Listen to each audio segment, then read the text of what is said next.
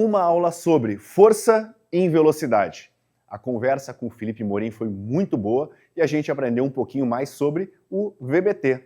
E o que ele trouxe? O que é o VBT e por que usar ele, na verdade? É um método que usa a velocidade do movimento justamente para prescrever e monitorar a intensidade do treino, ajustando a carga à capacidade real do atleta a cada sessão.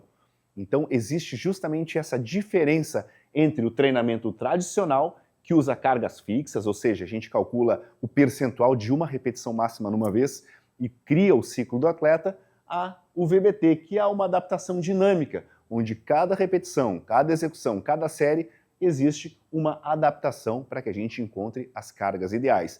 E a literatura, ela traz de forma bastante convincente que esse método é justamente superior para atletas.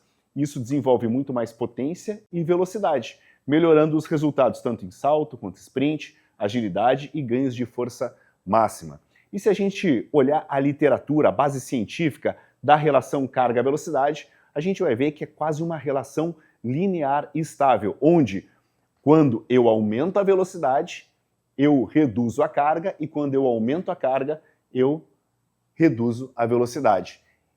É uma linha entre variáveis força-velocidade, gerando uma correlação quase linear. E aí a gente pensa para onde vai essa aplicação, como a gente utiliza isso. A gente utiliza ela para avaliação e gerenciamento da fadiga do atleta. Como a gente pode iniciar com tudo? Criando um perfil carga-velocidade, ou seja, o LVP, onde a gente mais ou menos avalia 6 cargas progressivas para justamente mapear a relação única e estimar diariamente o diagnóstico de variação dinâmica do atleta. Depois disso, para onde a gente vai? A gente vai justamente colocar em prática tudo isso, monitorando a redução da velocidade da execução, ou seja, a VL. A VL é a porcentagem de queda de velocidade em relação à primeira repetição, ou seja, que ela é mais rápida. Então, a partir daí, conforme vai reduzindo a velocidade de execução, sempre com a máxima intenção, eu vou entendendo que o atleta vai fadigando. E isso é um método muito mais preciso para controlar a fadiga e o volume de treino dentro daquela série. E para quem a gente utiliza isso? Quando a gente está trabalhando com atletas para performance, a VL ela tem que baixar pouco, em torno de 10 a 20%.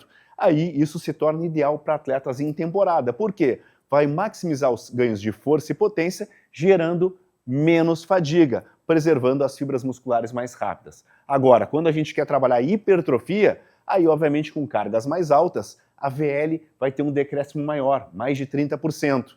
Isso vai trabalhar a hipertrofia porque justamente vai gerar maior estresse metabólico, que é o estímulo correto, o estímulo forte para o desenvolvimento, para o crescimento muscular. E a partir daí a gente tenta entender quais são as tecnologias utilizadas para que eu possa trabalhar com o VBT.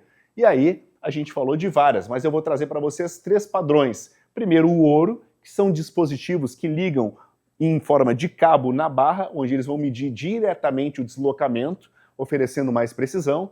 A gente tem também sensores, que são mais práticos, que são sem fio e justamente vão jogar todo esse sinal para um tablet, para um smartphone, onde o treinador vai acompanhar o movimento da barra e vai conseguir atender múltiplos atletas ao mesmo tempo. E também existe, claro, as câmeras de celular, que hoje em dia já estão utilizando a funcionalidade para rastrear a barra em alta velocidade, tornando o VBT muito acessível a qualquer pessoa. Existem aplicativos para isso.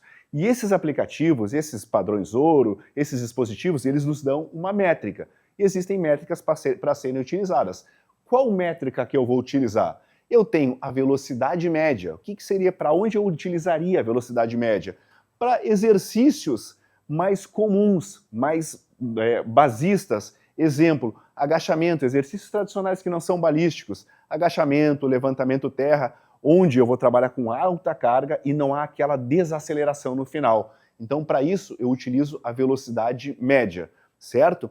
A velocidade média propulsiva já é um pouquinho diferente. Quando a carga do exercício é menor que 80% de uma repetição máxima, a média de velocidade ela é apenas onde a barra está sendo ativamente acelerada.